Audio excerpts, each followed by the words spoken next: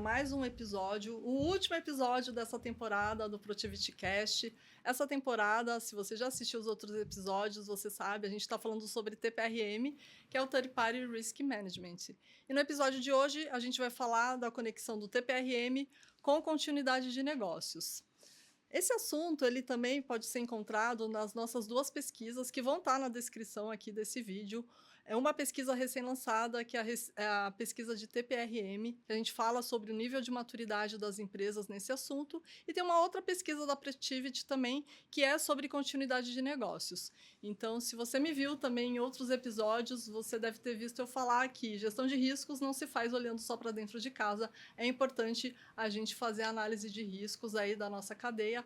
Afinal de contas, as empresas, para fazerem seus negócios, precisam de parceiros, precisam de um fornecedor que vai fornecer ali um insumo, uma matéria-prima, ou de um prestador de serviço, e fazer a gestão de risco desse público é bastante importante. Para a gente fazer esse bate-papo aqui hoje, eu tenho dois convidados, mas antes eu vou me apresentar também. Eu sou Daniela Coelho, sou diretora de gestão de riscos e continuidade de negócios aqui da Protivity. Para o nosso bate-papo, então, a gente tem aqui o Danilo Gavendo, do CNA. Obrigada aí por ter vindo, pela participação. Peço, por favor, que você se apresente também. Obrigado, eu agradeço o convite. É um prazer estar aqui com vocês, falando desse tema que pode assustar pelo nome, mas que ele é muito importante, né, no nosso dia a dia, né, da empresa, principalmente porque ele possibilita a gente atuar na prevenção, né? Então, a gente consegue antecipar muita coisa. Bom, me apresentando, eu sou o Danilo, eu sou advogado, né, de formação, eu estou no CNA, enfim, à frente das áreas jurídico, compliance e governança, e estruturando, né, uma das nossas missões aí, essa frente de gestão de riscos. Então, a gente já, enfim, vem vivenciando, né, toda essa jornada. Começamos pelo plano de continuidade, agora vamos entrar mais a fundo na gestão de terceiros. Maravilha, obrigada. Imagina. Estamos aqui com o Alessandro Dinamarco, da Protivity. Por favor, apresente-se também. Obrigado, Dani. Então, como a Dani já comentou, Alessandro Dinamarco, economista de formação.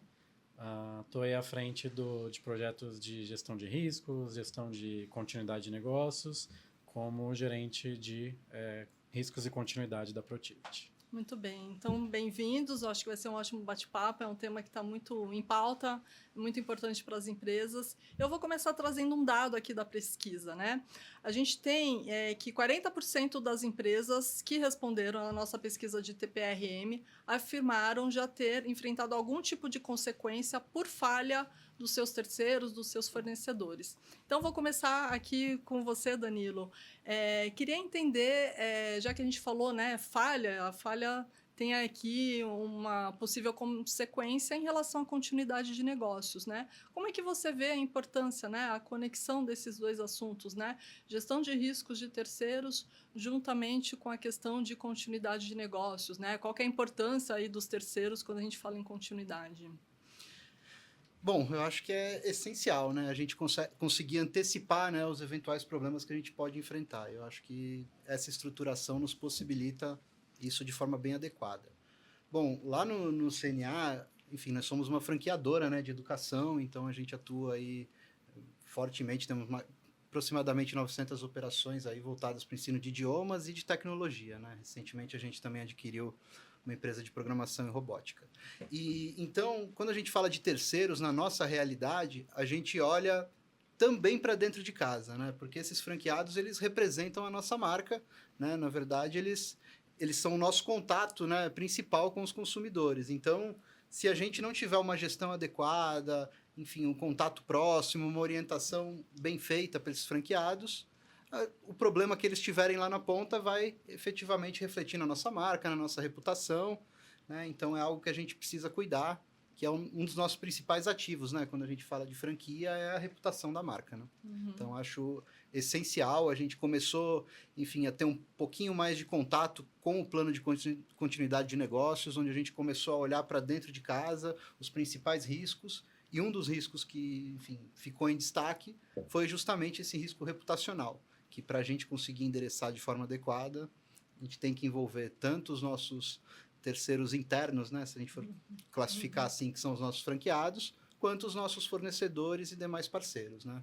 Então, eles têm que, enfim, entender como a gente, né, costuma fazer negócios e ter as preocupações alinhadas com as nossas, com os nossos valores, enfim, e com os riscos que são mais específicos aqui da nossa atividade. Uhum. E você traz um ponto interessante, né, que é o que você chama aí de terceiro interno, né, que são esses parceiros, porque eles estão muito na linha de frente, em contato com o teu cliente, né?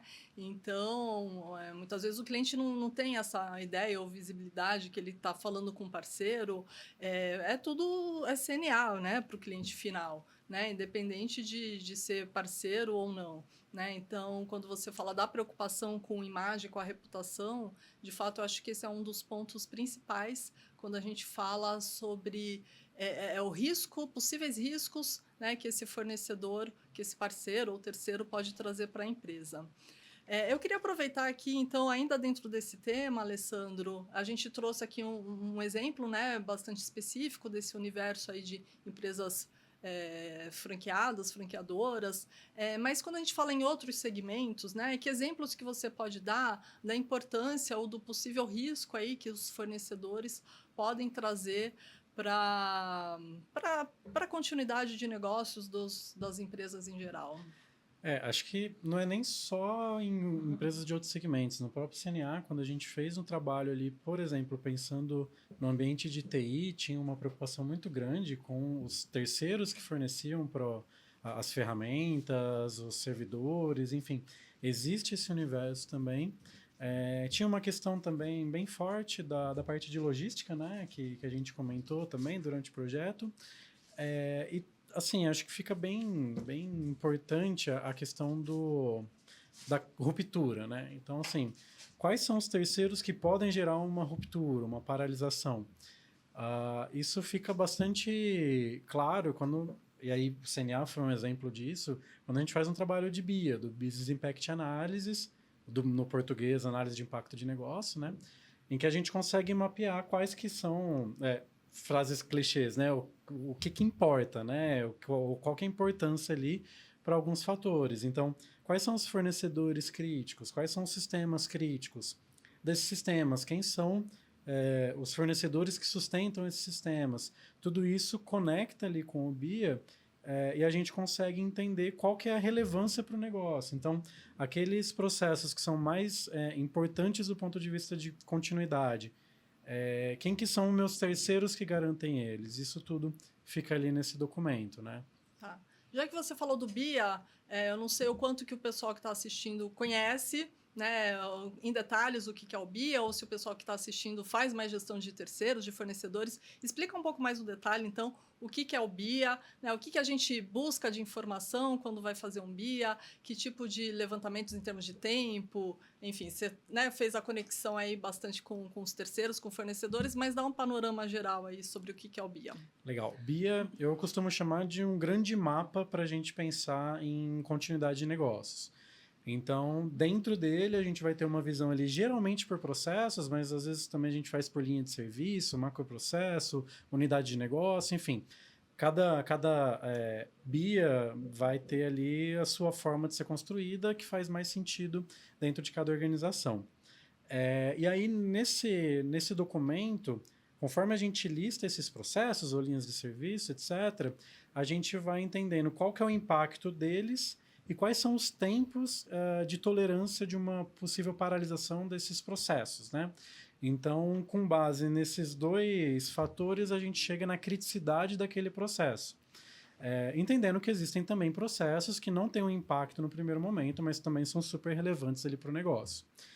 Mas, além disso, a gente traz também quais que são os recursos que sustentam aquele processo. Então, quem que é o time, quais são os sistemas, como eu tinha comentado, quais que são os fornecedores que sustentam, período mais crítico, sucessão ali de processos, então qual que vem primeiro, qual que pode gerar uma paralisação em cadeia, enfim, tudo isso a gente entrega dentro desse documento. Isso foi um trabalho bem legal, né? Porque a gente conseguiu mensurar efetivamente, né, os impactos de cada uma das paradas, né? Então, isso dá uma visão, né, enfim, um entendimento para a empresa bastante importante, até onde ela precisa colocar mais foco. E ainda pegando o gancho com a sua pergunta, na gestão de riscos a gente também pretende antecipar um pouquinho algumas tendências, né? A gente acaba fazendo meio que uma análise preditiva, né? De algumas sinalizações nos levam a conclusões ou preocupações que, se a gente identificar no momento adequado, a gente consegue mitigar, às vezes até eliminar. Então, por exemplo, eu vejo que a gente tem um franqueado com muitos processos trabalhistas, com certidões negativas ali, com problema, com coisas assim, eu consigo, enfim, me aproximar um pouquinho mais e entender melhor o que está acontecendo, ajudar como franqueador, porque a gente tem sim esse dever, né, de transferir o know-how, de conseguir apoiá-los ali na operação, mas principalmente antecipar eventuais surpresas, né? Enfim, a gente costuma falar muito que o que acaba com as empresas, né, na verdade, são as surpresas, né? Não resultados que não são positivos, mas sim o que não é esperado, né? Então, a gente consegue antecipar, às vezes, um franqueado que pode fechar a operação abruptamente e isso impactar nos nossos alunos e que vai acabar impactando na nossa marca.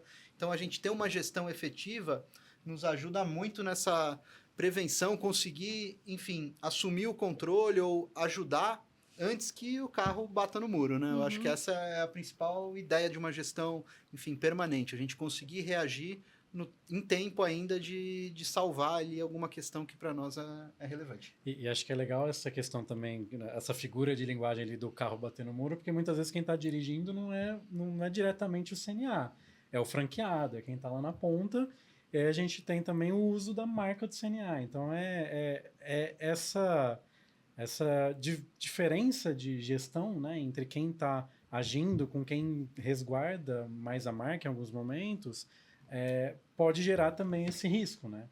E aí acho que entra muito uma questão, como a gente até viu na pesquisa de continuidade, que a gente teve ali, acho que 8 respostas de empresas que tiveram impactos de mais de 2 milhões de reais por causa de incidentes de continuidade. Algumas delas, inclusive, por causa de gestão de crises. Inclusive, uma das de gestão de crises com impacto acima de 10 milhões. Então, assim, é um impacto que ele pode exponenciar para um nível muito grande. Então, fazer essa gestão, garantir que a utilização da marca, a utilização devida ali dos recursos da franqueadora, no caso de vocês, garante toda essa gestão devida, né? E poder, de fato, prever esses riscos. E a gente consegue, enfim, identificar e atuar nos problemas enquanto eles ainda ou estão pequenos ou numa fase inicial, enfim, o que dá uma vantagem, né, para a gente em termos de remediação muito boa, porque a gente sabe que às vezes o problema em uma escola, em uma franquia, pode impactar toda uma cidade, toda uma região, todo um estado e, dependendo do grau, ainda mais do que isso, né? Sim. Então, é muito importante que a gente esteja próximo, né, da nossa rede. Eu acho que isso é algo essencial, né, no franchising e que a gente preste esse suporte, né? Então, para poder suportar da forma adequada, a gente precisa conhecer. E para conhecer, eu acho que esses processos de gestão de risco e mesmo de mapeamento, né, o BIA, a construção do plano, eles são ferramentas muito, muito importantes ali para a gente conseguir, enfim, usar o remédio certo, né, para aquela determinada dor na dose certa, exatamente. Bem, vocês trouxeram coisas bem interessantes aqui, a questão de se antecipar, né? É importante fazer esse monitoramento, entender eventualmente um problema ali financeiro que o teu parceiro pode ter, que o franqueado pode ter, e ele, se vier um dia, sei lá, ter que interromper as operações, você vai deixar uma série de alunos sem aula, enfim, sem suporte. Então, quando a gente fala de continuidade de negócios, é isso, né? É uma ruptura também, né? Então, você ir monitorando e acompanhando, né, para eventualmente poder se antecipar e agir, você está trabalhando para que não haja ali essa ruptura. E outra coisa que vocês trouxeram também, eu acho que são questões que conversam com metodologia. Metodologia ela é bastante importante quando a gente fala de gestão de riscos ou fala aqui de continuidade, análise de fornecedores, até porque quando a gente faz um trabalho, né, numa empresa, a gente pode identificar dezenas, centenas de riscos e nem sempre é possível tratar todos da mesma forma, com a mesma prioridade.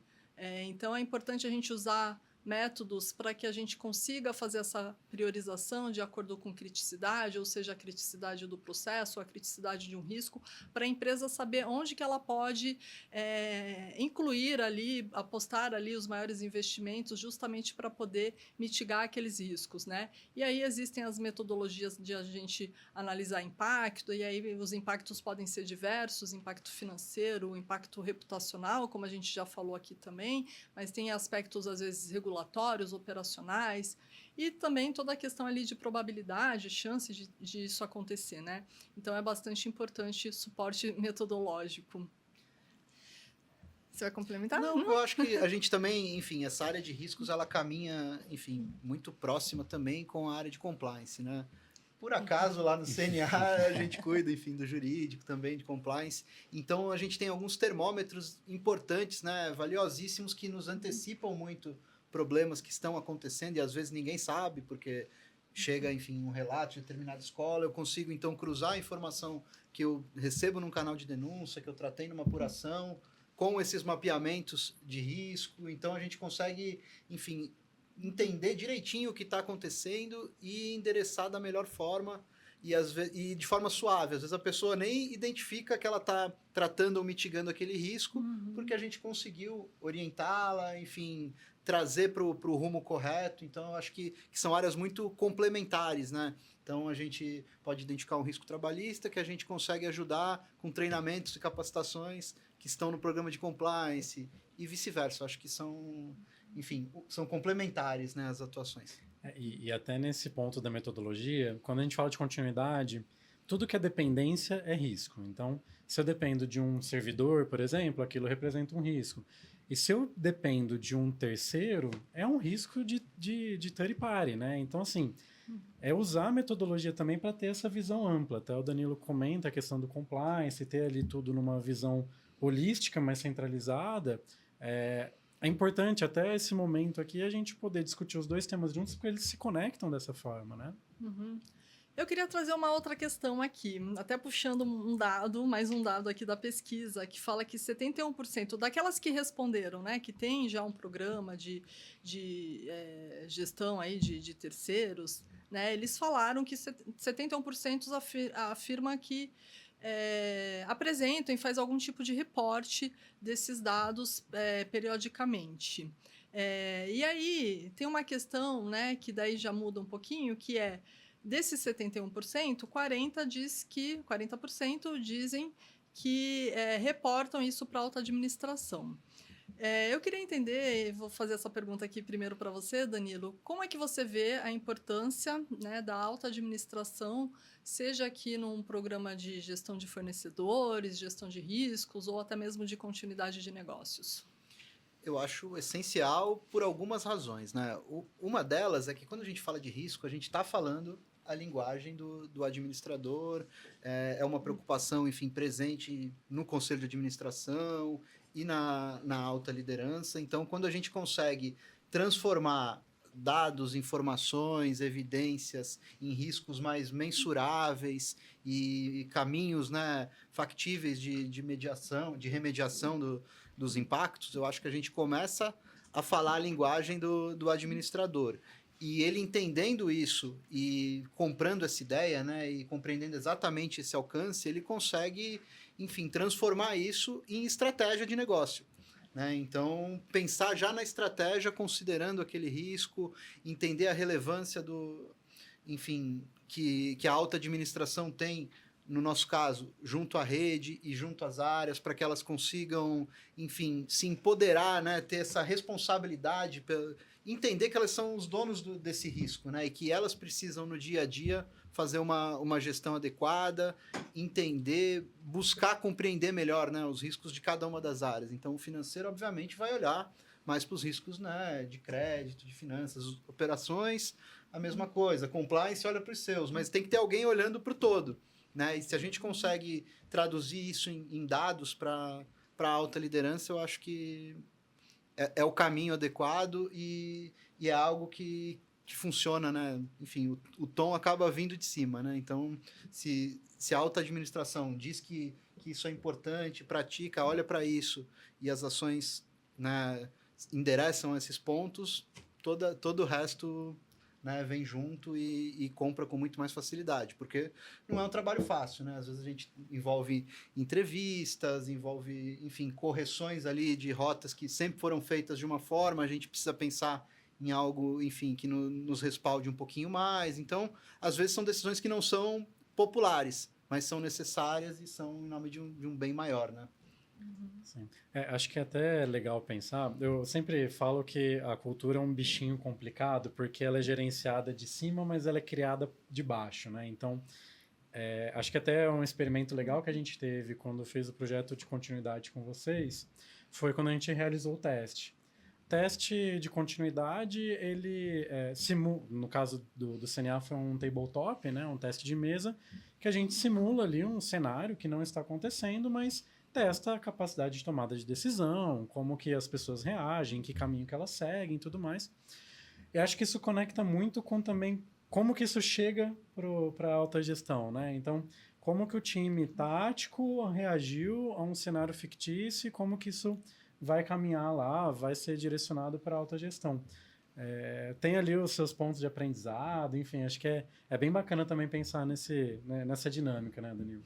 Sim, acho que foi uma experiência bem valiosa, né? A gente, enfim, se prepara para o pior, né? Para poder reagir da melhor forma, né? A gente já ensaiou, enfim, a gente já fez 2 salas de crise, né? Enfim, tabletops, mais relacionados. Primeiramente, a gente, enfim, estava olhando mais para ataques cibernéticos, né? Acho que como a gente tem começou com um programa de privacidade, depois foi programa de compliance, enfim, a gente começou olhando mais para esse tipo de risco e fez ensaios voltados para isso. E aí, quando a gente pensou fez o PCN, a gente começou enfim, expandir um pouquinho essa visão, né? A gente está falando de riscos, enfim, transversais, né? Que impactam toda a organização, mas que eles também nos preparam, nos dão essa tranquilidade para quando acontece o problema, a gente saber exatamente qual é a função de cada um, que mecanismos devem ser acionados, aonde buscar as soluções, né, que a gente já construiu, enfim, com metodologia, com apoio, né, a gente já tem esses documentos devidamente validados e os planos para reagir a cada uma das questões que foram ali mapeadas. Então, acho que isso nos dá muito mais tranquilidade para, na hora do problema, né, não ter desespero. As pessoas, até no primeiro momento, é normal que as pessoas, às vezes, corram ou tenham aquela primeiro reflexo, né, natural. Mas aí, imediatamente, eles já vão lembrar, não, peraí, a gente pensou, a gente tem documentos que endereçam essa questão, tem planos de recuperação aqui já estruturados. Será que eu estou, de fato, diante desse risco mesmo, ou eu me assustei com algo que veio e estou aqui imaginando que algo pode ser pior, né, do que realmente foi? Eu preciso criar esse alarme todo, ou eu preciso investigar melhor? Que evidências eu preciso, enfim, documentar, né, desses percursos que eu estou, enfim, percorrendo, que eu acho que isso faz toda a diferença para uma boa recuperação, né? Problemas todo mundo está sujeito, mas o como a gente vai reagir e se recuperar é o que vai fazer diferença aí no mercado, né? E é importante a questão, né, da documentação, ter o plano, até porque é importante os times saberem o que precisa ser feito, ter um guia, né, ter ali um direcionamento, porque às vezes é uma situação que as pessoas ficam nervosas. Você ter um apoio, né, desses documentos ajuda a não ter esse caos, né, essa situação das pessoas estarem batendo cabeça. Então, e às vezes é uma situação que começa como um incidente, mas que se ele não for bem tratado, ele pode gerar ali uma crise, né? Então é fundamental, inclusive o que vocês fizeram, treinar, simular, praticar, para que na hora ali do vamos ver já se tenha ali um direcionamento. E eu queria aproveitar, já que vocês estão falando, né, de teste, de simulado, Alessandro, você que já fez projetos também em outros segmentos, em outras indústrias, é importante envolver os terceiros nesse tipo de situação, nesse tipo de simulado? Você já teve alguma experiência nesse sentido? Compartilhe um pouquinho aqui com a gente como que isso pode ser feito, né, para que a gente também conecte aqui com o nosso tema de TPRM. Legal, Dani. Bom, existem algumas formas de envolver terceiros, né, quando a gente pensa em testes. Uma muito comum é a gente fazer teste, por exemplo, de acionamento, ou seja, vou startar um cenário fictício e vou pensar quanto tempo que o meu terceiro vai demorar para responder. E acho que é legal também, conectando com a questão dos planos, que a disponibilidade dos terceiros críticos para aquele processo que tem um plano específico estejam mapeados, com os contatos ali estabelecidos, com minimamente a área direcionada, né, para poder fazer o acionamento, enfim, como a gente trata ali a dependência do terceiro. Outro ponto também que acontece muito é a gente testar o quanto que o terceiro está preparado. Então, a gente pode fazer ali, por exemplo, uma auditoria dos terceiros. Esse terceiro, ele tem os planos, ele faz os próprios testes, tem uma governança estabelecida, enfim, tudo isso a gente consegue trazer uma visão até de TPRM mesmo para a continuidade de negócio. Então, acredito que o CNA tem ali uma jornada para seguir também, né? Mas que em algum momento vai olhar para os próprios terceiros e falar assim, ó, cadê teu PCM? Deixa eu ver ele. Deixa eu ver o relatório do último teste. Como que foi a avaliação geral? Então, acho que tudo isso vai trazendo mais robustez para essa estrutura, né? E vai trazendo ali uma resiliência como um todo. E eu acho que a gente aprende muito também com os problemas, né? O que não andou bem, o que eu preciso ajustar. Então, eu acho que isso... Enfim, a gente tem que tirar lições até quando as coisas não saem da melhor forma, né? Inclusive está no PCN essa parte, lições aprendidas. Atualização constante, lições aprendidas, eu acho que isso é essencial. A gente até brinca com isso, né? Quando a gente estava falando, por exemplo, de riscos mais relacionados à privacidade, enfim, a gente fez uma ação de impacto, por exemplo, montamos um phishing e enviamos para todos, para ver qual seria a reação. E a gente identificou que pessoas colocavam credenciais de acesso, enfim, abraçavam, né, aquela engenharia social que estava ali montada sem o mínimo de cautela. E a melhor forma, às vezes, da pessoa se conscientizar, mais do que um treinamento, um vídeo, qualquer coisa, é ela entender na prática que ela caiu mesmo e entender a gravidade e onde aquilo poderia ter chegado, né? O vazamento de uma credencial de acesso, né, de alguém ali que possa acessar os nossos sistemas e o estrago que poderia ter sido feito com aquilo. Então, a pessoa que eu costumo dizer que cai nessa ação de impacto, né, nesse ensaio, certamente ela aprende muito e na próxima vez que receber qualquer coisa, ela vai, mais do que qualquer treinamento, lembrar de, putz, será que eu estou tomando as devidas cautelas? Será que, sabe, colocar algumas perguntinhas, né, antes de agir no impulso. Eu acho que é isso que a gente acaba conseguindo, né, quando a gente traz esse tema, enfim, com constância, né, sempre essa visão de risco. Então, acho que ajuda muito esses ensaios práticos aí, né. E o phishing é melhor cair no teste, né? É melhor cair no teste, exatamente. Então, enfim, a gente pensa sempre, né, em como a gente consegue, enfim, fazer diferente, né? Não adianta a gente querer só passar lei essa política ou assista esse treinamento, né? A gente tem que mudar um pouquinho as formas de abordagem, né? Porque cada pessoa vai absorver de uma forma, né? Então, acho que a gente tendo constância, falando sempre disso, o advogado já, enfim, de forma mais nata, né? Ele sempre pensa já no pior cenário. Então, a gente acaba já fazendo sempre, né, naturalmente uma análise de risco, mas isso é feito de forma muito pontual. Quando a gente consegue estruturar esse processo e classificar os riscos, né, de forma um pouquinho mais ampla, por grupos, com soluções que valham, né, não para aquele caso, mas para toda a organização e estrutura, eu acho que aí sim a gente começa a notar, a perceber os ganhos, né? Então, a gente não define um caso, a gente define uma situação que pode acontecer em diversos casos, né? Um ponto importante que vocês trouxeram aqui são as lições aprendidas, né? Não tem esse nome à toa. De fato, tem que aprender, né? Que os problemas ou dentro de um simulado, aquilo que não saiu tão bem ou de acordo com o planejado, que isso possa retroalimentar o plano, porque ou o plano precisa ser adaptado, ser complementado, ter algum tipo de ajuste, ou a própria estratégia adotada precisa ser revista, ou então melhorar a capacitação, reforçar com os times o que precisa ser feito, o papel e responsabilidade de cada um. E quando a gente faz simulados, uma das etapas que eu acho mais importante é a etapa de debriefing. é naquele fim de simulado, fazer essa autoanálise do que funcionou, o que precisa melhorar, se houve uma liderança de fato, se a tempestividade das respostas foi adequada. Então, é bastante importante a gente aproveitar esses momentos de reflexão para sempre conseguir melhorar e evoluir, né, nessas temáticas. E acho que até nesse sentido já teve testes que assim, a gente recebeu a resposta do terceiro que foi acionado quando a gente estava no debriefing. Então, assim, o tempo estava totalmente fora ali do esperado, né? Então, isso vai casando com essa visão toda que a gente está construindo. E eu acho que as pessoas, assim, no mundo corporativo, elas sempre, quando estão diante de um problema, às vezes a primeira reação é ou guardar para si, ou compartilhar com todos, pensando em não vou ficar com esse problema aqui restrito a mim. E se a gente não tem metodologia, a gente fica sujeito justamente a essas decisões individuais, né? Então, acho que é importante justamente essas avaliações para que as pessoas saibam exatamente, né, o que elas precisam fazer. Então, enfim, essencial o tema.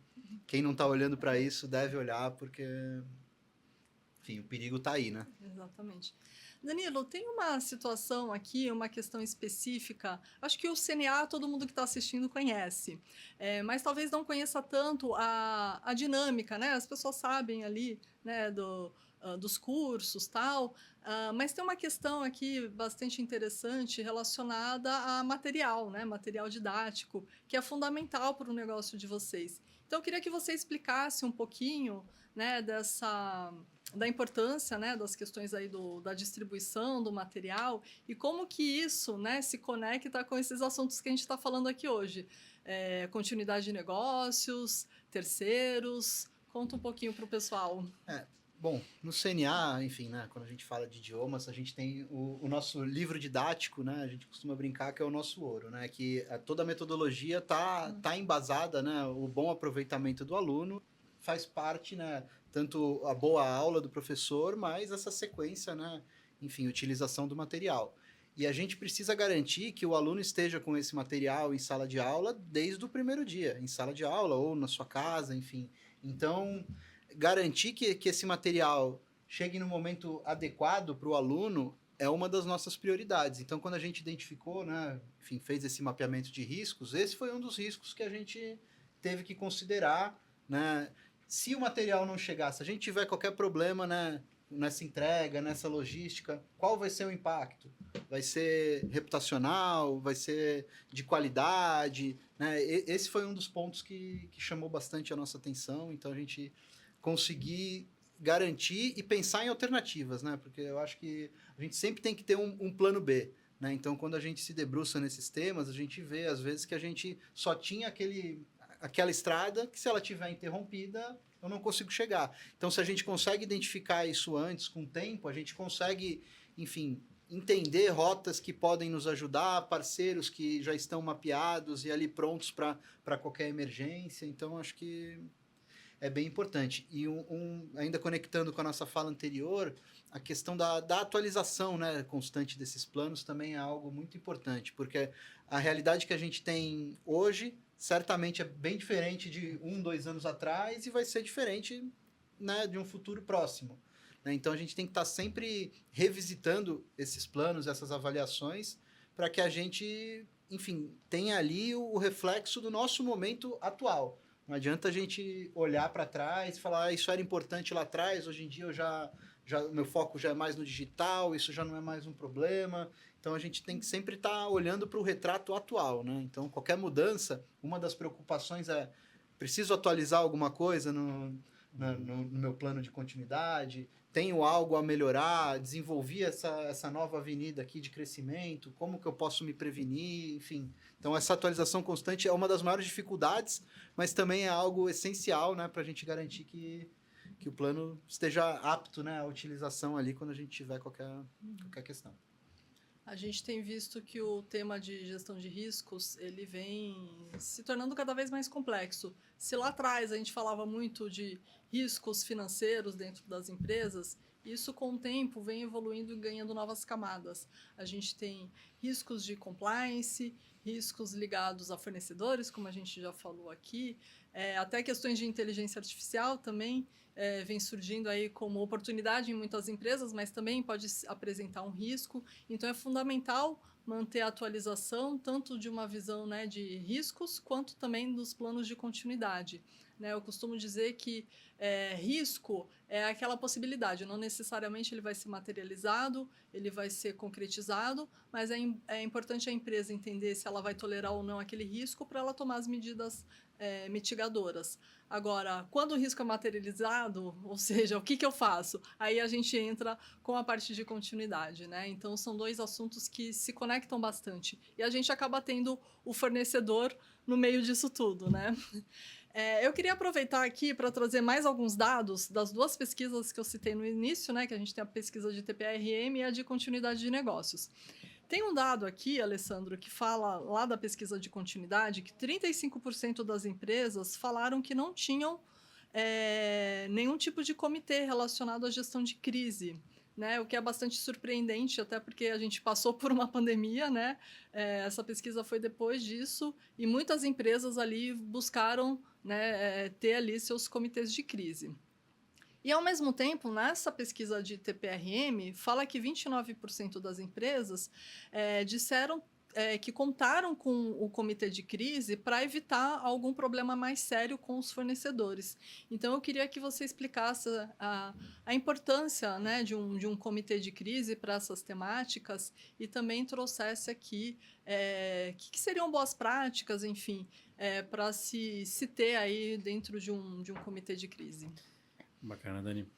Bom, realmente a gente na pesquisa identificou que existe ainda um bom universo para ser caminhado, né, em relação à estruturação de uma governança pensando em crise, como que essa governança está estabelecida. E aqui eu já deixo até o spoiler da segunda parte da resposta, que é assim: como que os papéis e responsabilidades estão estabelecidos para esse comitê? Então, se não tiver isso claro, quem que faz o quê, quando que faz, fica confuso. Então, às vezes, a informação vai para um lado, vai para outro. Então, essa diferença entre estabelecer o comitê de forma adequada, com os papéis e responsabilidades, com o timing bem ajustado, e você não ter uma estrutura pode provocar ali, inclusive, mais crise do que não ter nenhum gerenciamento, né? Então, quando a gente fala de gestão de crises, você agir de maneira errada pode ser pior do que não agir. É bem importante essa governança que garanta, seja o guardião ali de, olha, o incidente aconteceu, ele vai caminhar nesse sentido do impacto, nesse outro sentido vai ter um outro tipo de impacto, estou prevendo uma ação que vai gerenciar nesse sentido, mas pode inclusive ter um impacto ali, por exemplo, em pessoas. Como que eu vou gerenciar essa ação para as pessoas? Então, até usando o exemplo da pandemia. Olha, preciso ter o distanciamento social. Como que as pessoas vão reagir a isso? Elas vão obedecer? Elas vão se distanciar no ambiente de trabalho? Tudo isso o comitê precisa olhar, tá? E aí entra um ponto super relevante do comitê, que é a multidisciplinariedade dele. Então, se for um comitê, ele vai, até usando o caso aqui do Danilo, é o time, é a diretora jurídica, é o gerente e a DPO, que está tudo ali no mesmo grupo. Cara, quem que olha para comunicação? Quem que olha para pessoas? Quem que olha para operação? Então, tudo isso vai trazendo uma robustez, vai trazendo uma visão holística que garante que as crises sejam melhor gerenciadas, tá?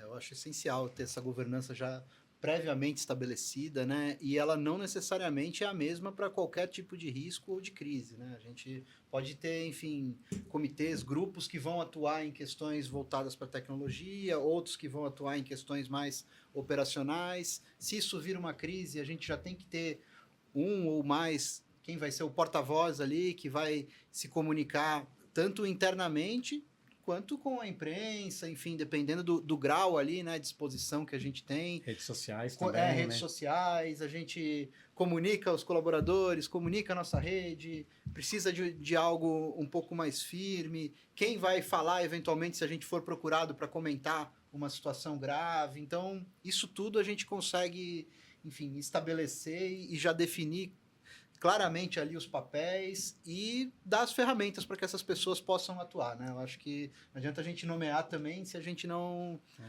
tiver uma estruturação adequada, né? Então, acho que isso ajuda muito e esses documentos, eles justamente trazem esse suporte, né? Na dúvida, vejam o que a gente estabeleceu no nosso plano. Né? E a governança bem estabelecida, você sabe exatamente quem você tem que treinar. Então, assim, quem que vai estar preparado? É esse grupo aqui, com suplentes, é outra backups, boa prática. Né? Então, a própria continuidade tem que ter sua continuidade, né? E aí você consegue treinar. E pensando no universo ali de crise, numa rede complexa como a do CNA, de 900 franquias, isso tem um potencial de dar ruim bem grande, né? Então, se isso tudo não tiver claro, o fluxo de comunicação, por exemplo, a mensagem de, olha, só pode se pronunciar pelo CNA, a matriz, a editora, tudo isso está bem endereçado. Então, essa é a diferença de uma crise bem gerenciada ou então de você gerar uma crise maior ainda, né? E questões tão, enfim, críticas, a gente consegue também buscar o respaldo já desde a COF, desde o contrato de franquia, quem fala, né, em nome da marca, a gente consegue colocar obrigações ali para o franqueado para ele compreender exatamente os limites, quando que ele pode falar e quando ele deve buscar o apoio da franqueadora, né? Então, acho que uma coisa, a gente identifica, temos esse problema, tudo bem, onde a gente pode atuar, né, preventivamente, né, e na conscientização de todos para que isso não aconteça. Então, por exemplo, o contrato pode nos ajudar, treinamentos, enfim. E acho que ainda voltando no último exemplo, quando você fala, eu sempre, né, fico processando aqui, é o que a gente falou, né, da atualização constante. Esse cenário de inteligência artificial, há 2 anos atrás, não era uma realidade. Hoje é. Linkando com os nossos materiais, um dos riscos importantes que a gente tem ali é de propriedade intelectual, né, dos nossos livros. Então, quando a gente fala, né, de IA, sempre tem alguém com uma baita ideia de vou jogar o meu material aqui para a inteligência artificial me trazer uma solução, me bolar um exercício e tal. Mas onde eu estou colocando esse material, que é uma propriedade intelectual, enfim, importante aqui nossa, né? Eu estou fazendo isso numa ferramenta aberta, que tratamento que eles vão dar? Então, se eu não conheço, né, exatamente aonde que eu posso derrapar, as pessoas não conseguem, né, enfim, se prevenir disso. Às vezes até de boa fé, elas não acham que elas estão, enfim, trazendo ali um risco para o negócio. Então, por isso que a gente precisa constantemente estar revisitando. Hoje é uma realidade, né, a IA, então a gente precisa, sim, se antecipar a esses problemas e definir, talvez, uma governança, né, para esse tema, para que a gente consiga, enfim, minimamente orientar ou dar balizas um pouquinho mais claras. Às vezes a gente não tem todas as respostas agora no começo, mas algumas orientações básicas que certamente ajudam nessa prevenção aí de riscos. Você traz um ponto interessante que é a partir do contrato. Muitas vezes, dentro da estratégia de uma empresa, ela pode estabelecer sua própria contingência, ou então, parte dessa estratégia vai ser em terceirizar aquele serviço que ela presta. Vamos supor, a empresa ela é uma fabricante, é uma indústria, e ela tem, por algum motivo, uma indisponibilidade daquela linha de produção, pode ser que ela acione um terceiro, né, uma outra empresa para terceirizar aquela produção. Né? Então, ter muito claro, né, níveis de serviço, o que é esperado, para que você mitigue esses riscos. E é importante que isso preveja todo o ciclo de relacionamento. Né? Muitas vezes a gente vê as empresas muito preocupadas na etapa ali de homologação, né, dos fornecedores, dos terceiros, mas tem que fazer ali todo um acompanhamento, um monitoramento, mas também existe a fase de encerramento desse contrato, que alguns combinados precisam ser observados também. por exemplo, devolução de base de dados ou destruição de base de dados. Então, isso é bastante importante, né?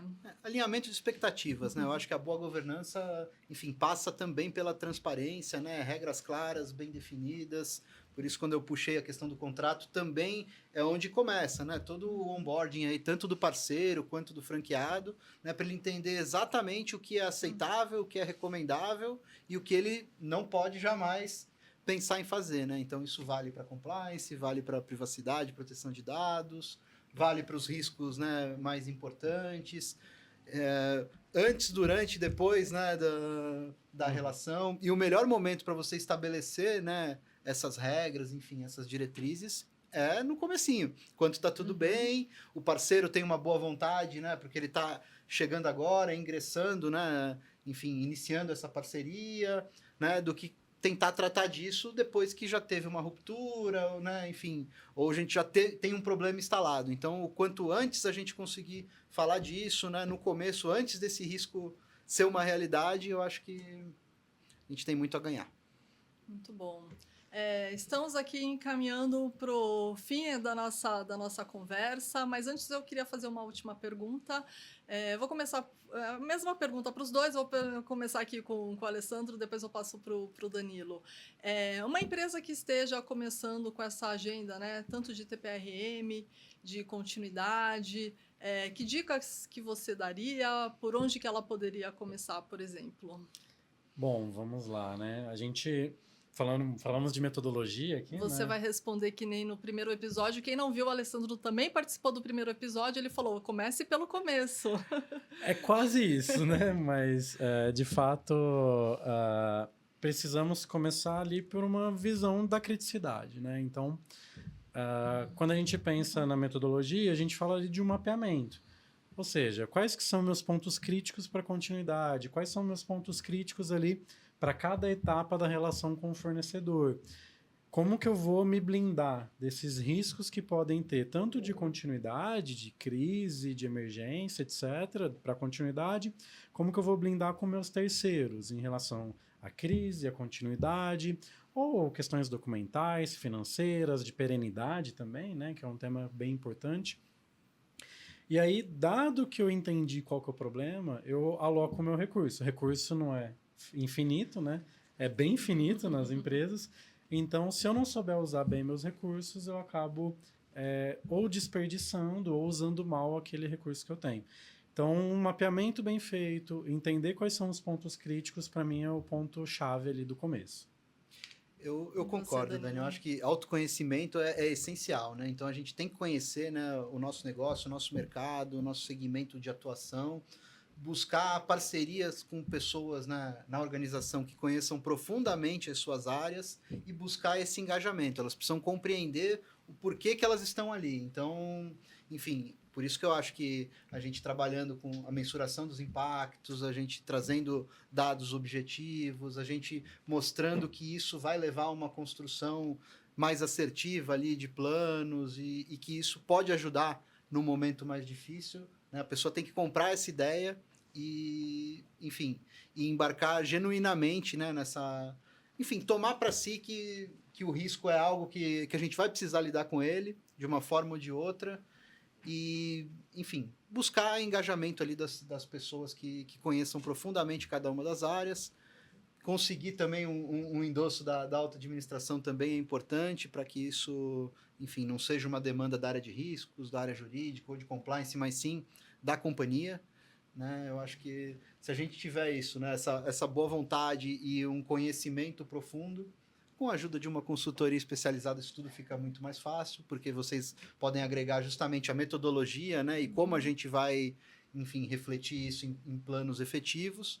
Eu acho que a gente inicia bem a jornada. E depois que a gente começou, aí tem um trabalho, enfim, dia a dia, de manutenção, que é uma jornada que ela praticamente ela nunca acaba, né? A gente vai estar sempre ali, enfim, quando a gente acha que está tudo bem, surge um novo risco, surge uma nova questão, um ajuste precisa ser feito, um contexto de mercado, de sociedade, de mundo, né, acaba fazendo a gente repensar qualquer coisa. Então, eu acho que é nesse caminho mesmo. O esforço da decolagem é muito maior do que o de voo de cruzeiro, né? Mas tem os ajustes ali para fazer também no meio da rota, não tem como fugir disso. Sempre.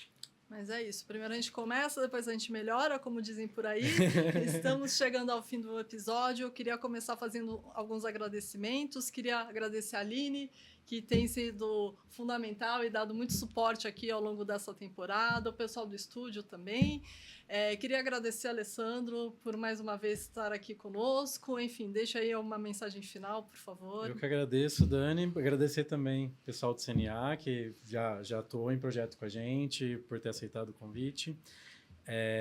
E mensagem. Agora sim dá para repetir, Dani. Vamos começar pelo começo, estruturando, mapeando. Acho que existe sim um esforço grande do começo, mas depois que está no voo de cruzeiro ali, a coisa vai bem mais tranquila.